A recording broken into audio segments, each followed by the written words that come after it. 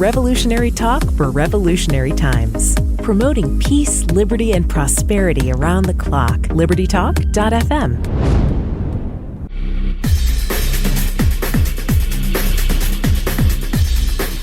Welcome to Living the Solution with Dr. Elena George. Today we have a return guest, somebody who I really enjoy speaking with because he's a wealth of information. We're going to speak with Dr. Daniel Sutter. He's the Charles G. Koch Professor of Economics with the Manuel H. Center for Political Economy at Troy University, and he's a Ph.D. graduate of George Mason University. His research has examined the societal impacts of extreme weather, the economics of the news media and media bias, the markets for economists and economic research, environmental regulation, and constitutional economics. He's published over 100 articles in scholarly journals in economics, atmospheric sciences, civil engineering, and political science, and written or edited 4 books. He writes a weekly column on economics and public policy for Yellowhammer.com and Alabama Today, and a monthly column on Alabama economics and policy for 1819 News. He's the host of Econversations on Troy University's TrojanVision television channel, a show examining economic and policy questions. He's also the policy advisor for the Heartland Institute. And I think he has the absolute foundation to discuss what we're going to talk about today, which is his article, Will DOGE Save Uncle Sam from Bankruptcy? I think DOGE has been on the lips of everybody in the country since the administration changed. And I wonder what your thoughts are about, is this new department, is it valid? Will it actually make a difference? Or is it just making people think they're doing the same thing and we're going to get a different result? Well, first off, Dr. George, thanks for having me on the show. I'm happy to join you, and thanks for all those kind words. Well, in terms of whether DOGE is going to actually pan out to do a lot of good things, that's hard to tell. I mean, part of it depends on how things play out, how Americans react to what they're learning, and how much pressure we can apply on our elected officials to do what we want. If indeed we want to make significant cuts into government spending. How did we get here? I mean, the government, I understand, it's supposed to help certain things in the country, make us safe in terms of our border, make sure that there's a standardization of, I guess, how the country works for each individual. But how did it get this large? I mean, does it seem to you that it's just mission creep? It's just gotten bigger. It has its hands in everything. And is that the basis of this spending spree? Well, some of it certainly is mission creep. If you wanted to think of like the tasks that the federal government originally did when the American Republic was founded, and what they stuck to for a number of years. But I think a larger part of it is to understand that when government spends money, usually it ends up benefiting somebody. And the person or persons who benefit from that spending become a political constituency in favor of it. We live in a democracy, a liberal democracy. Everybody has, at one level, a right to go to their elected representatives and give them their advice or give them their input on what they would like government to do. And so you get a lot of groups. All of this spending usually ends up benefiting somebody. And not surprisingly, those who benefit from the spending are going to, in the political process, support that spending, defend that spending, push for new types of spending that would end up benefiting them or providing something they want. And so the issue is, at some level, we have to constrain ourselves because we as a group, certainly not all of us are supporting every form of spending, but most of us support some types of the spending. And so at one level, you can think of it that this is something we are doing to ourselves, and we have to make a decision to change what we're going to do. Well, you can take a question as to whether it's government for the people at this point. It doesn't seem like the individual, the small business owner, the family, the average American family, is benefiting from this spending. Well, that's certainly true in many cases. Although there are lots of types of spending that that benefit lots of different Americans. We probably all benefit from at least some of the federal spending out there. Most of it we probably don't. And so, in most cases, that spending is benefiting some Americans, but not others. And from public choice economics, what we usually see is that the types of spending that benefit a small number of people but provide a lot of benefits to them, those people will have a big stake in contacting their representatives and pushing very hard, and furthermore letting their representatives know that if you've shut down this program that we benefit from, we're going to support somebody else. We're not going to make campaign contributions for you. We're not going to vote for you. We'll vote for an opponent. And politicians respond to that. Whereas, like in the typical spending policy program, the cost to the average American who's not who's not one of the beneficiaries is usually pretty small. And it's just not the kind of thing that you're going to spend a lot of your time and effort trying to shut down. And in many cases, then people are unaware of what's going on. I mean, one of the great things we've seen from DOGE is we've been able to get some publicity to some of the types of spending, and people are looking at, they see what they're going to spend on, and like, their reaction is very natural and very reasonable. So like, I don't want to spend money on that. I don't want my tax dollars spent on that. But there are complicated processes that go on here, and so it's showing that a lot of the spending can fly under the radar because the people who are spending it, or the people who are paying for it, aren't even aware of what some of what this spending is going on for. So ultimately, if the best case scenario with DOGE, and I agree with you, I had no idea where this money was going, and I didn't even know that colleges, universities like Harvard, were tax exempt.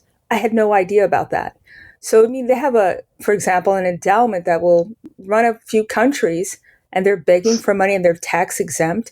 What is that? I don't even understand how that works.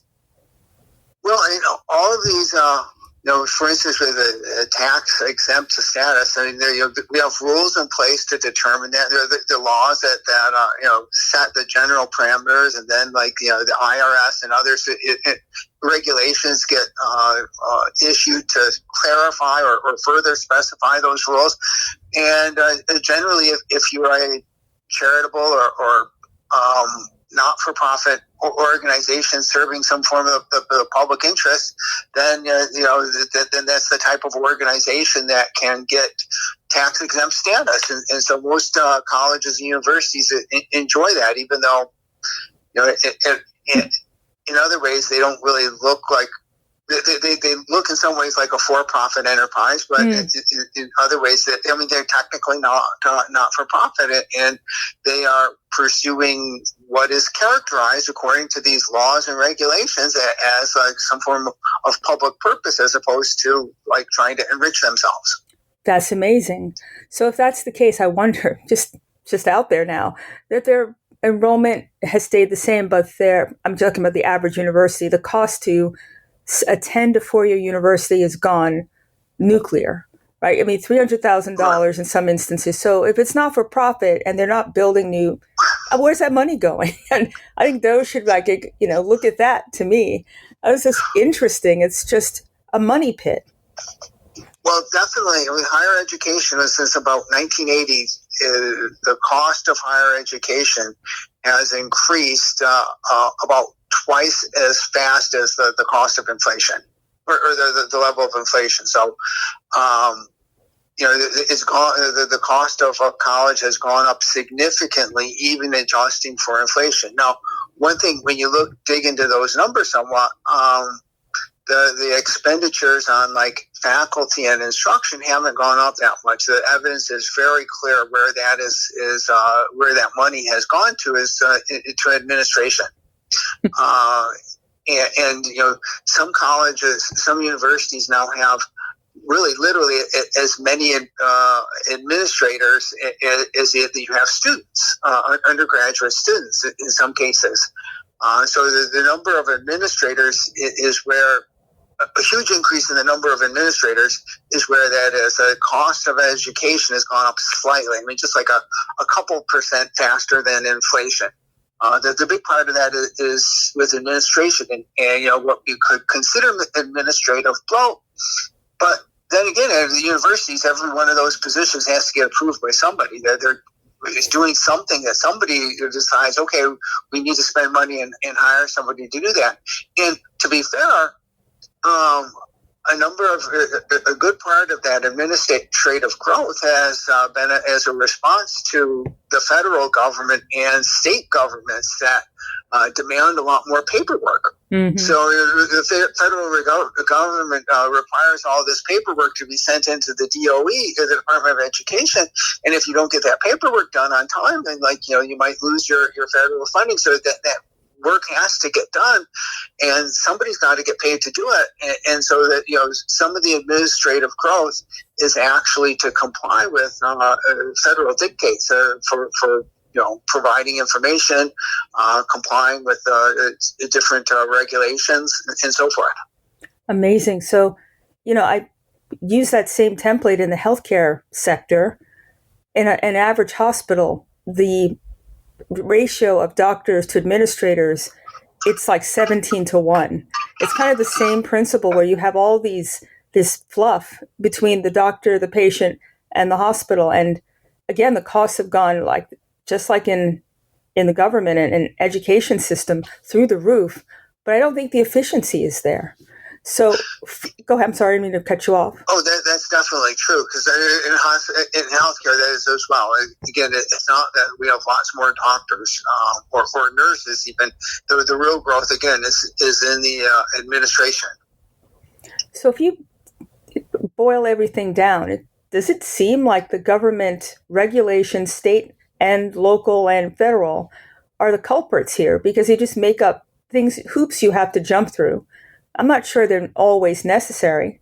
And then you have this growth, this response to it, and it's just back and forth, just keeps getting larger, but there's nobody really following what's going on. I mean, how do we end up with no accountability?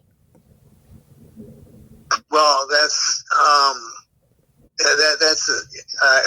we definitely have ended up with, one part of it is that Congress has sort of been negligent in their doing their constitutional duties. They don't want to, for instance, pass legislation. So when they pass a law, they'll really sort of leave most of the heavy lifting to a regulatory agency.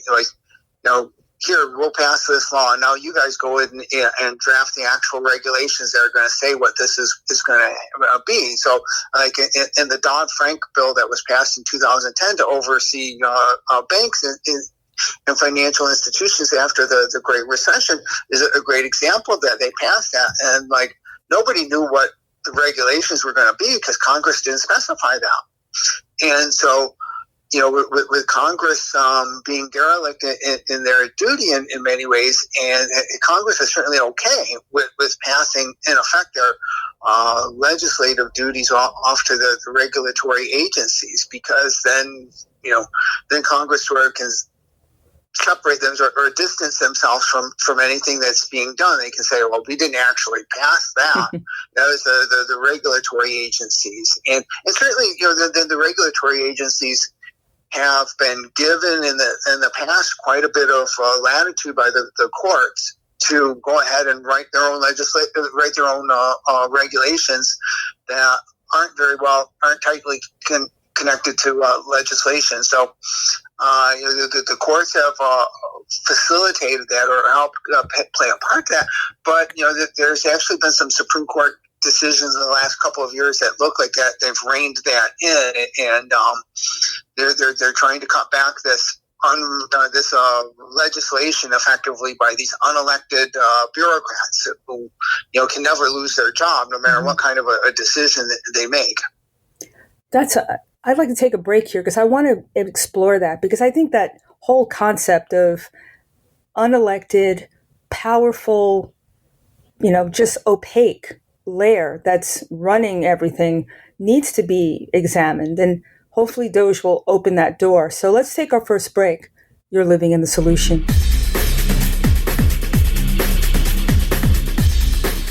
Welcome back to Living in Solution. We're speaking with Dr. Daniel Sutter. And before the break, you opened a door to understanding how this regulatory framework works. It makes no sense to me that Congress is more, I think they're consumed with getting back in than actually doing a job. And only thing I see that they actually do is give pork to their constituents on occasion. Some of the stuff that they pull out and the money they waste is amazing. But this regulatory framework, you said that they're unelected. How do they get in there then? Well, the very top officials, obviously, in all the agencies are political appointees. But I think that's something like, perhaps 4,000 political appointees, which for an administration, that's a lot of people to have to appoint. But also, if we have like a couple of 2 million people working for the federal government, you see that most of them are not going to be accountable, are not going to be the political appointees.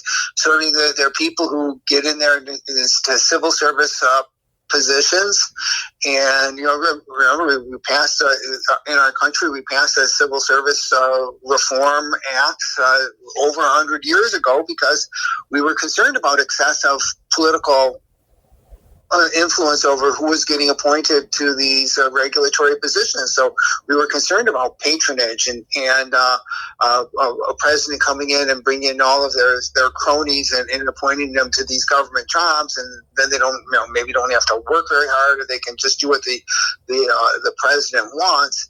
And certainly a part of that with civil service was to suggest that, we need to have this professional bureaucracy.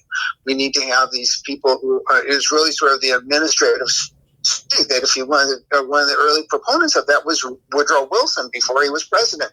He's president of Princeton University, and he is an important scholar in terms of laying out the rationale for this administrative state and this whole idea. We'll have this professional bureaucracy, and they will be experts in these different fields, like from education to banking and finance to in the environment. You'll have these you'll have these expert professional bureaucrats who know their different subjects, and will give them some freedom from political influence through civil service to be able to make a lot of the decisions. Now, ultimately, of course, the highest level of people in all of these departments are appointed by the president. And so there is some political control there. There's some control from our elected president, but when the vast majority of folks working in any one of these agencies are not the political appointees. The political appointees themselves can't do all the work. Mm-hmm. Right? The other hundreds or thousands of non-political appointees, the professional bureaucrats, have to do most of the work in terms of like drafting the regulations and doing the analysis and everything that's required. So the permanent bureaucrats have a pretty good, have an awful lot of influence, even though at some level they're supposed to defer to the political appointees. It's really, I'm seeing now, again, there's so much information that's come out in the last, 4 months of how the government works and how, I guess an example for me would be the Department of Education, a huge monolithic creation. And then you're looking at the results of the education system where a lot of children are being left behind and they can't read and they can't write. And I don't understand how that keeps getting larger and it's nothing changing about it. It's failing, really. But there seems to be nobody that's taking control or responsibility for it. Well, I think one way to think about it, I think education provides a good example because, we have all of these different bureaucracies for education.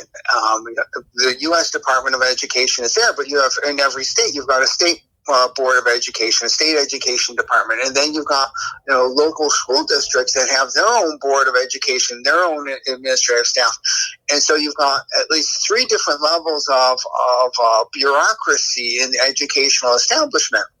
And so all of those bureaucrats, and then like the politicians, and then other, or elected officials, and others who want to try to influence what's going on in the classroom through this bureaucracy and the funding that they provide to schools.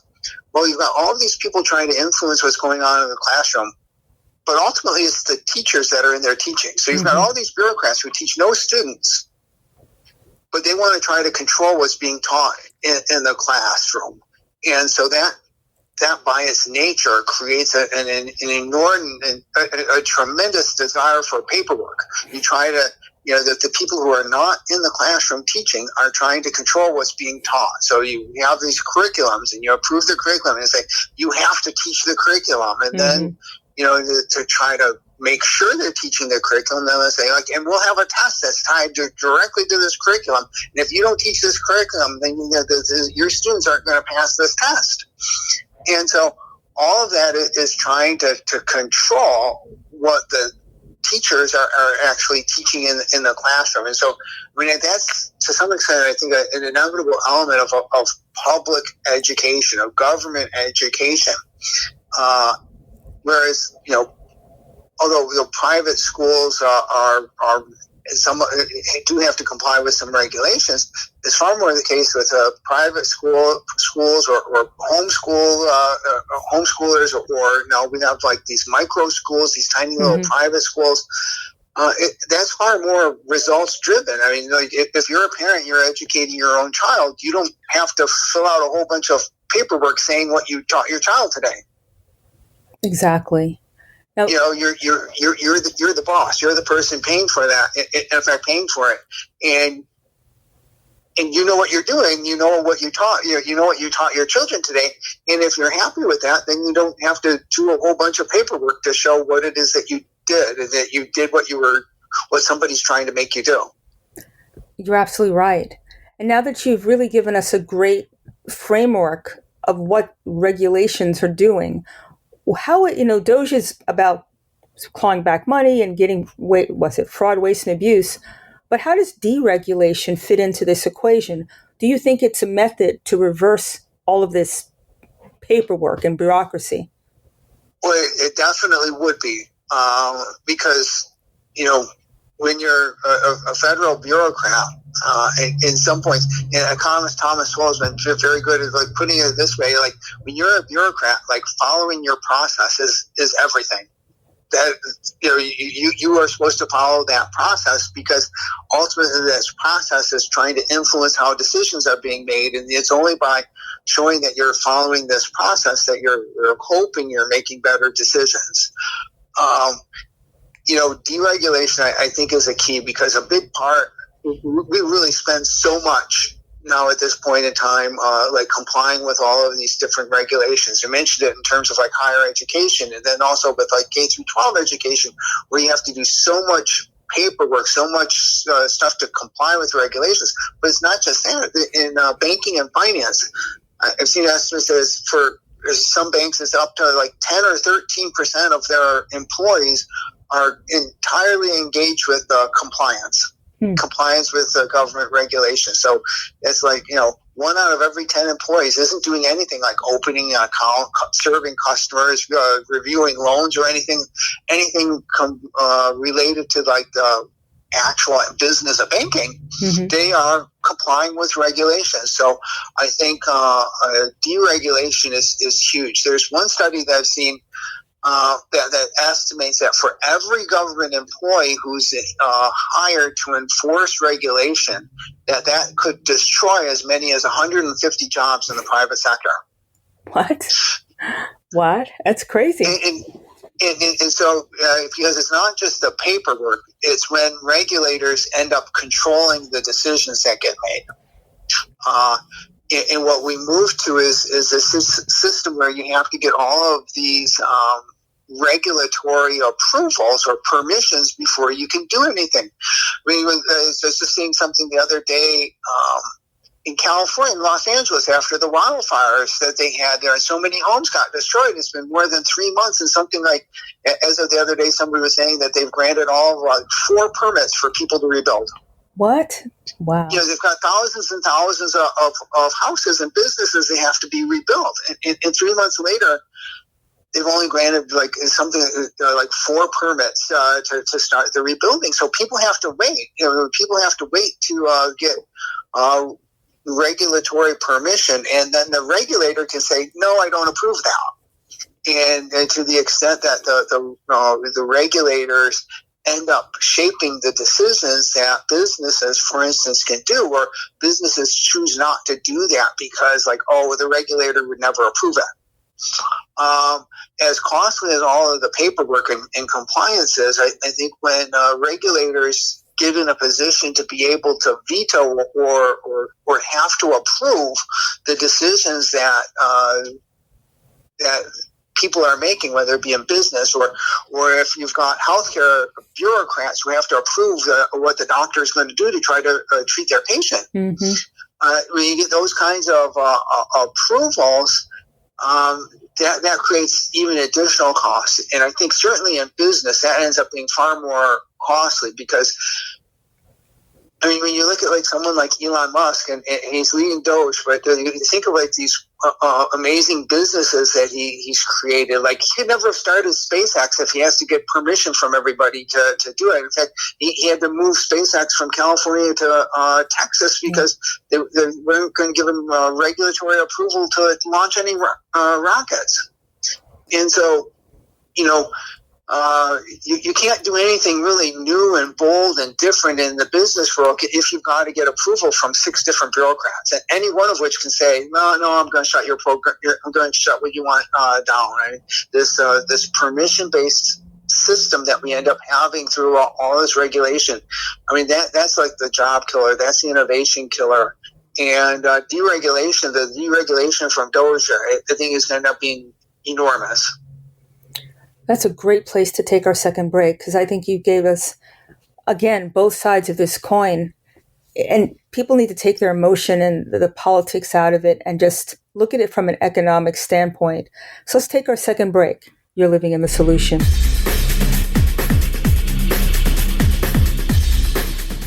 Welcome back to Living Solution. We're speaking with Dr. Sutter. And, there's so much emotion. I wonder how much the media is playing a role in fear factor, right? It's for some reason, change in this system is never good. You just described innovation, going out there, having a great idea and being able to implement it, when the status quo is always against that. It seems like it'll destroy the whole system. We'll never be able to recover. And is it a way to keep people from clamoring for freedom to do what they want to do? These regulations, some of them are so ridiculous. There's nobody can jump through a particular hoop. I think the president now has gotten rid of some regulations for being able to open drilling fields and things like that. Mm-hmm. Things that are or coal mines and things like that are going to help the energy part of our economy. You've made a wonderful analogy with the healthcare system. As a physician, we have to hire people just to deal with the insurance companies. And I can tell you, I've had my office staff be on the phone for 3 and 4 hours on hold, trying to get an answer and then get cut off at the 4th hour. It's very maddening. They have nothing to do, just like the teachers. The doctors are on the front line seeing the patients, but people who are not involved have the ultimate decision making. And I know it's a kind of a segue, but what do you think AI is going to do if it gets implemented as the baseline for what constitutes a regulation? Do you think that could be added into the system so you're not dealing with people, but it's been programmed in a way that it'll never be able to be broken? Well, I think one way in which, and I think you're seeing this with what DOGE has been doing. Part of the reason, because we've talked about how there's a lack of accountability or things seem out of control. One of the ways you can make things seem out of control is there's just so much spending. Mm-hmm. Right? When you're talking about spending $7 trillion, you can't even comprehend that number is so big. And then the number of different things that the government is spending money on is just so hard to keep track of and so hard to try to measure and try to even know what's all being done. So, to some extent, so it's not just tape or paperwork. It's just the size of the government has, I think, been a big force in terms of helping maintain the status quo. Nobody can get their mind around just how big or how many different spending programs there are, and then like how do you exercise oversight over this? And that's one thing where, because I mean, I think DOGE has been using AI to try to actually go through and see, like with the USAID or some of these other agencies where they are making spending this money indirectly. Congress gives them money and then they decide what they want to spend it on. It's just so hard to track some of this money, and especially then when it like goes to a nonprofit or NGO, and then they pass it on to somebody else. You're just relying at some level that it's just so big, so complex, so hard to follow, and then also kind of boring too, right? I mean, you're trying to trace where the money's going, and like this is the kind of stuff that gives you a bad headache. Mm-hmm. And so I think AI, and I think we're already seeing that is going to open some real new ways for citizens. Perhaps through DOGE, and perhaps this is how it's going to be implemented, made more permanent, to actually know and try to control what the agencies are, or what the government is doing. So you can easily imagine now, you can go through and see what all these thousands of different things that agency ends up spending money on. We've seen some with the EPA that DOGE has been highlighting, some of the grants from the National Science Foundation, National Institute for Health. If we can come up with a better way to be able to understand what's all going on here, and then easily come up with like, okay, here's a whole list of things we might, can go back to our elected officials in Congress and say, hey, cut these. These are the things we want to have cut. We don't approve of these things that are being spent. Go back and cut this out of the budget. That creates a new way to attempt for citizens, for average folks to have some control, because it would actually give our some ability to then like go to our elected officials and say, this is the spending we want you to cut. Well, that would be a lot more concrete than this unwieldy nature of the spending. And you gave an example in your article about the COVID spending, and that was pretty shocking that much money went out and all the fraud that went along with it. And at some point, I don't think they can even claw it back because it's so much money. I think they were giving COVID to children at one point. The relief funds went to children. I mean, that's outrageous that who was at the helm of that they don't even know who they're giving money to. If they had just looked at the birth date, they would have figured it out. Okay, so one thing that I understand, like our federal government has a bureaucracy, they have to have rules for how to do it. And so, whether it's the COVID relief spending or small business assistance from the Small Business Administration after disaster or whatever, people who think that they're eligible for this money you fill out an application and apply. And, sometimes they have to submit documents in support of their application. And then bureaucrats review this, and at some level, they're reviewing the application. And one thing that's sort of problematic is that a lot of times, especially at the review level, there's sort of a presumption that the documents are genuine.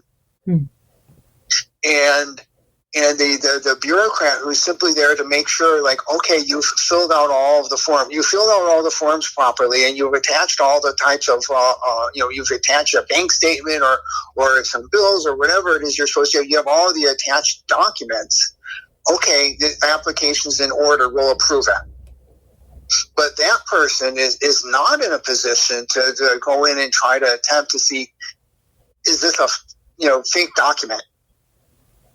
And so I think that this process becomes vulnerable to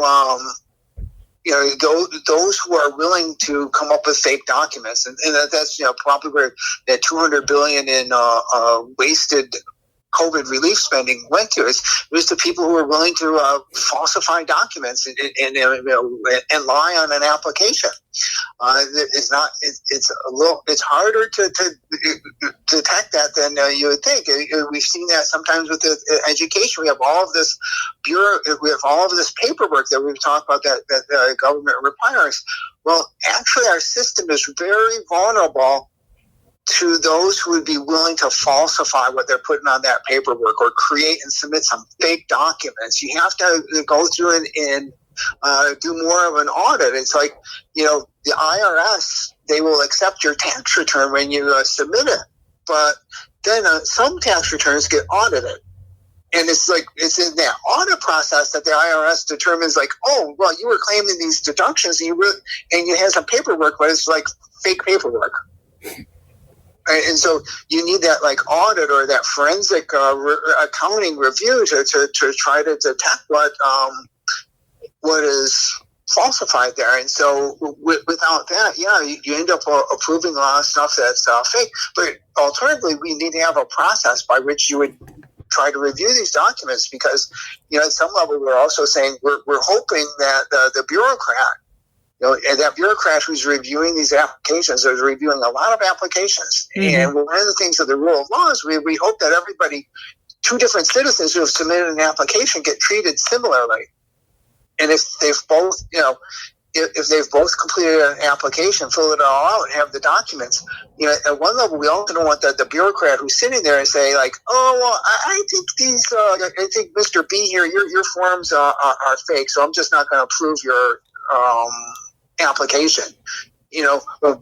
B submitted the same documents as A, and so without a forensic investigation, you don't want somebody there just saying oh, I think your documents are fake. So these are hard problems. These are hard problems. We have to come up with a better processes, and that's a part of the issue. We see this waste and fraud, but it's harder to avoid approving fraudulent applications than you might think. I see. So in the same vein as deregulation, would it be easier just to have a national sales tax or something where you're not getting the money, doing all of this, jumping through hoops to submit your tax return and getting all sorts of things written off? If you just had a flat tax or something that's a little bit more easy to follow, would that be reasonable? Yeah. I think that would be great. I mean, a flat tax, the cost of compliance with the tax code and filling out tax forms. I mean, we just passed April 15th, and lots of people work doing that. I mean, fortunately, we've been able to automate a lot of that. Largely, you can have, for many people, a computer program can more or less do your taxes, but those are still pretty simple tax returns. And so you get into the more complicated ones. And then, also when it comes to the tax code, the average American who works at a job as an employee doesn't usually have much of an ability to cheat on their taxes. Their taxes get withheld out of their spending every month. Mm-hmm. They usually don't have enough in the way of deductions to itemize their deductions. And it's with those itemized deductions that you can sometimes claim more of a deduction than you're allowed for. So, actually a surprisingly large number of Americans really don't have much of ability to cheat on their taxes. But again, it's one of those things. You go through a lot of hoops. You fill out a lot of forms, and we still have some vulnerability to real fraud. I mean, the IRS can try to audit some tax returns, and I think they do a pretty good job actually identifying the returns where there's a high probability that there's fraud involved here, and they don't audit a lot of the returns where you sort of know there couldn't be much of the way of fraud here. I see. But still, it's costly. It's difficult. Well, I want to change direction, and we're going to take a break in a second. But I wanted to open the question about tariffs then, because it's been stated that if we can tax other people, then we can stop having to pay taxes internal, like an external revenue service. So let's take our last break, because I'm dying to know what you think about that. You're living in the solution. Welcome back to Living Solution. We're speaking with Dr. Sutter. And how can people listen to your podcast? If you go to it's on YouTube. If you go to TrojanVision and then Econversations, the playlist should show right up. Excellent. So, and then it is also put out as a podcast. So there are other places where you get if you listen to podcasts, but on YouTube that's where it is. But it's TrojanVision Econversations. I think people should listen to everything you have to say because it's like a moving target almost. So, what do you think about the statement that's been made about an external revenue service collecting tariffs and having that alleviate the need for Americans to pay taxes? Oh, okay. Well, tariffs are taxes, and as I was just reading somebody a letter to the editor in the Wall Street Journal pointing out that in the 19th century we largely funded the federal government using tariffs, but the bigger point was like the federal government spending was like 2 or 3% of GDP, not like 30% of GDP. So we could rely on tariffs back in the 1800s, but the government was doing a lot less for us. So, and there's some real limits to the amount of revenue you're going to get from a tariff, because especially with tariffs, once you put that tariff rate up too high, Americans won't import the goods. They'll buy American instead. And to some extent, some people want to do that with tariffs, to use tariffs to get Americans to buy goods produced by American companies as opposed to foreign companies. But it also sort of shows there's some real limits to the amount of revenue you can collect through tariffs. Okay.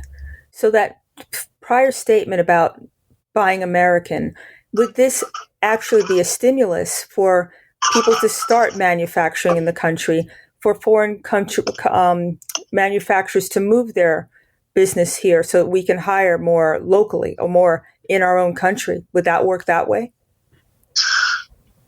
Well, certainly tariffs would, they are going to, high tariffs will lead to more manufacturing here in the United States. Now, the question is under what circumstances that's good, or the flip side of it is that when Americans start ending up purchasing goods manufactured in another country, as we start to see production shift from the United States to be offshored, and then we import those produced goods, it really comes down to a question of who can produce these goods that we want to buy using fewer resources.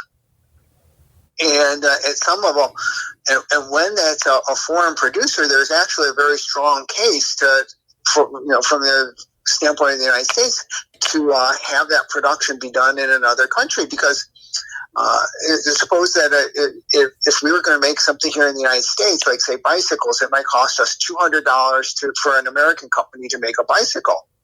If a foreign company can make that bicycle and they can make it for $150, and they can come here and sell Americans a bicycle for $150, and that's their full cost of making that bicycle, then we're actually using fewer resources to make bicycles. Americans get our bicycles, and there's some extra resources left over that can be used to produce something else. So we'd eventually end up getting bicycles and something else produced. And to realize it then that Americans, when they can buy those bicycles for $50 less, they now have $50 to spend on something else, and all probably will. And so that's the extra things that will get produced. Whereas before we just had a bicycle, now we have a bicycle plus something else using like the same resources as we have before. So we have more goods and services, and so that part of it makes us better off. But when we get into international trade, especially with some of the ways in which we don't have free trade, mm-hmm. Which other countries and the United States too, because we're not completely. We're guilty sometimes of engaging in some unfair trade practices. We protect some industries, But to the extent that when we have like these trade barriers in place by other countries, then sometimes we can't have the U.S. company produce when they'd be the lower cost producer. When foreign countries keep American companies from exporting to their country when they could otherwise, when American companies are the lower cost producer, and when foreign countries keep us from doing that, then costs end up being higher, and American companies can't produce when it would make sense for our companies to produce.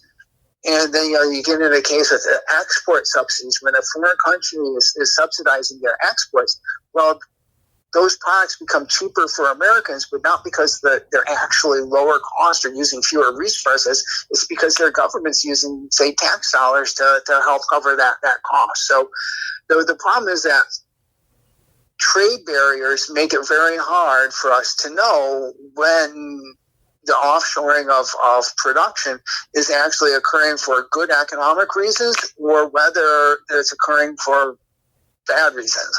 Got you. So this whole move towards taxing everybody, globally, has that opened the door for people to now come clean, or it becomes now more transparent that we were getting blocked, we're allowing their goods in, so now they're going to have to make a change in order to stop doing the same thing? Is that another way to see what's going on?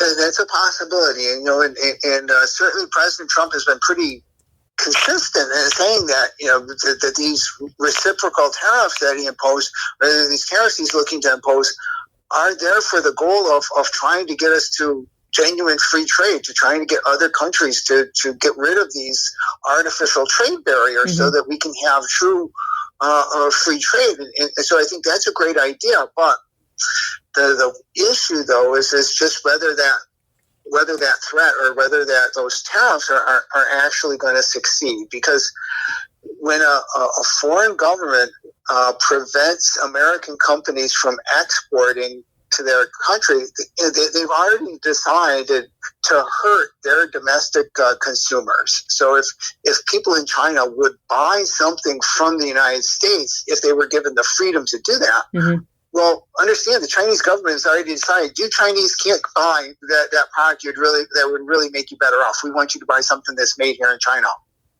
So all these cases where the foreign governments have trade barriers in place, it's because there's probably somebody really important in their domestic politics that are saying, protect our industry. Don't let these American firms come in and sell to us. And so politically, think about the whatever decision making those foreign governments are going through, they've already made a decision to in effect screw over their consumers, their citizens. Probably because they're doing favors for some very important business. And just because we decide to up the cost to them of making those favors, they're not giving out those favors. They're not necessarily going to say like, oh, sure, fine, we'll go ahead and get rid of those favors. They're giving favors to companies that are likely very important politically to them. I see. So it seems then that if we're trying to do this as a global, I noticed that China made a statement, or I read that they are trying to cajole, or I guess, I don't know if they're threatening other governments for making deals with us, because it limits their power, though, for them to be able to run the market the way they want.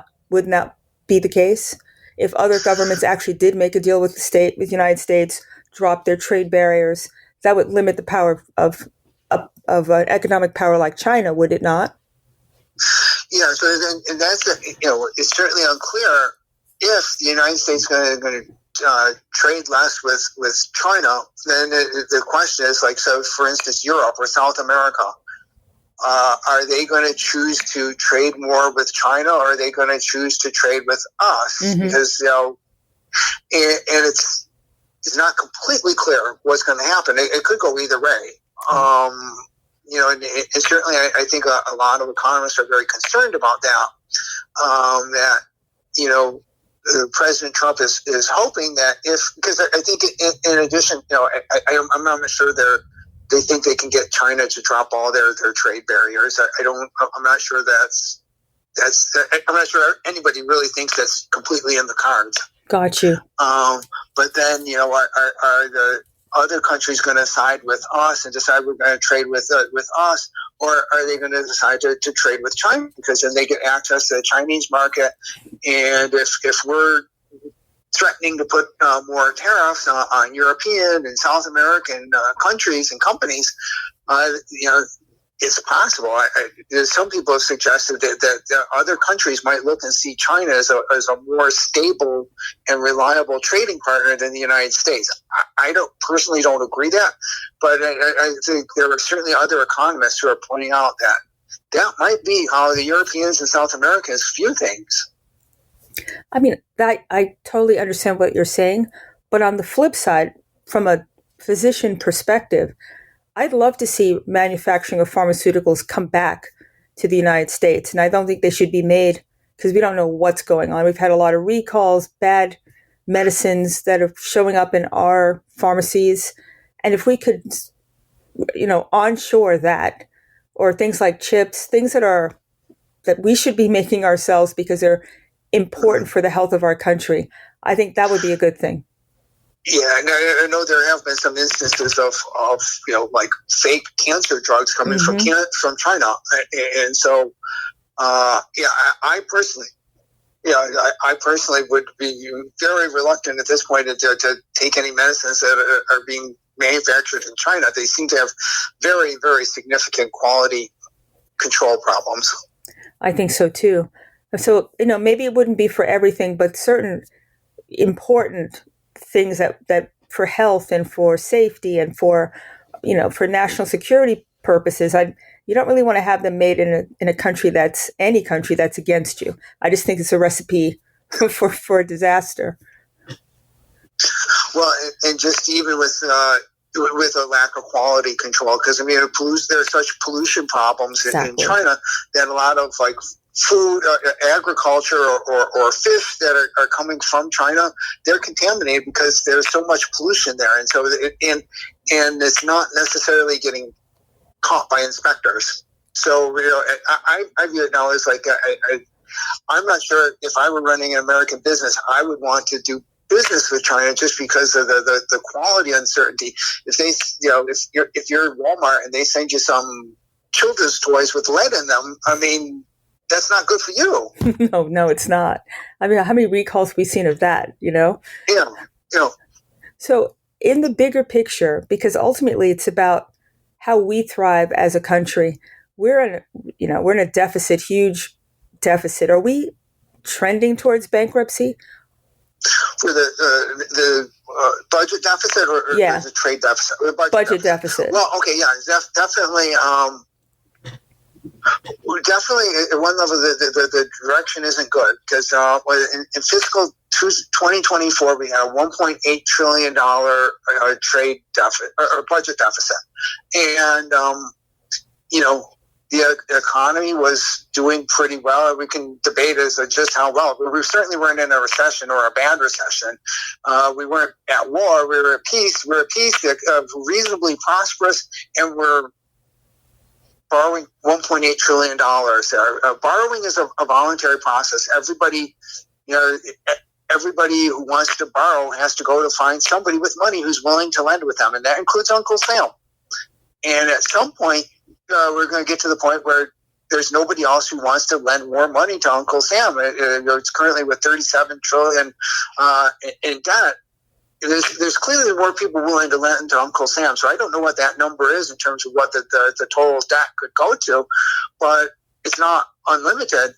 And maybe it's $50 trillion, maybe it's $60 trillion. But if we're using up like $2 trillion of that, it's like we're using up our line of credit, and we're not really in a situation where we should be borrowing. The old idea of saving for the rainy day or having some of that credit available for a rainy day. It's not raining, and we're using up $2 trillion of our credit line available credit in every year. That we're going to run out of that before, and sooner rather than later.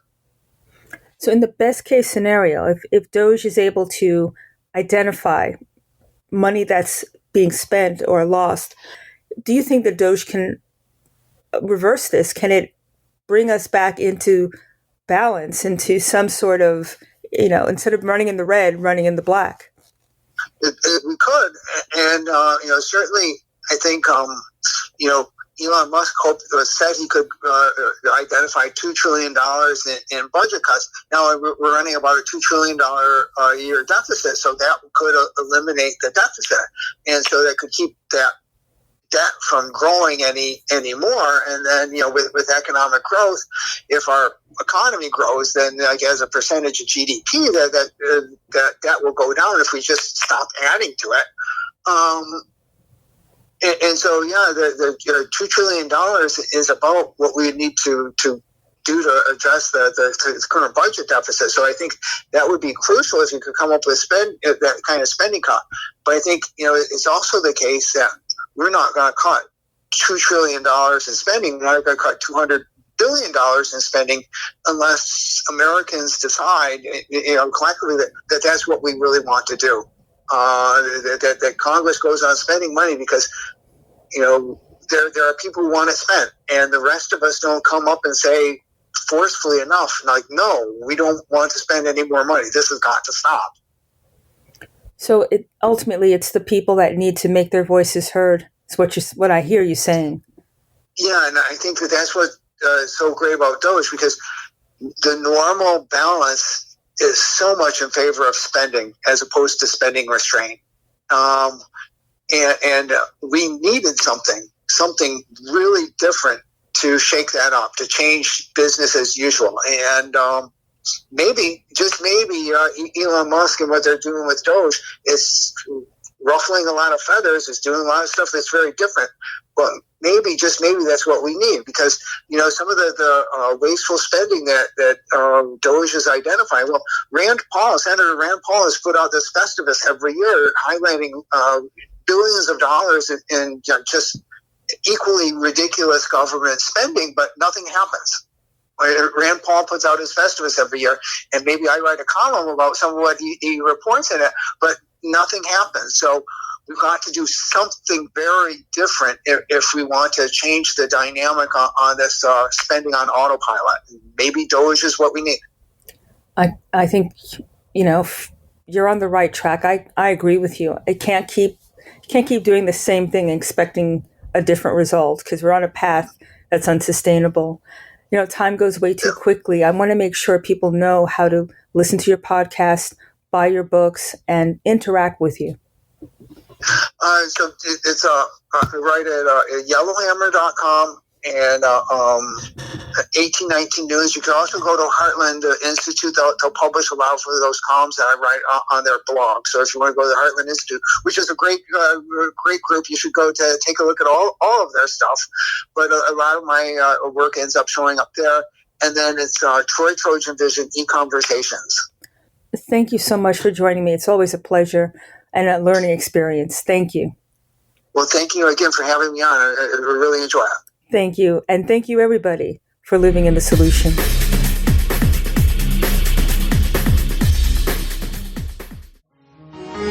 Revolutionary talk for revolutionary times. Liberty Talk FM.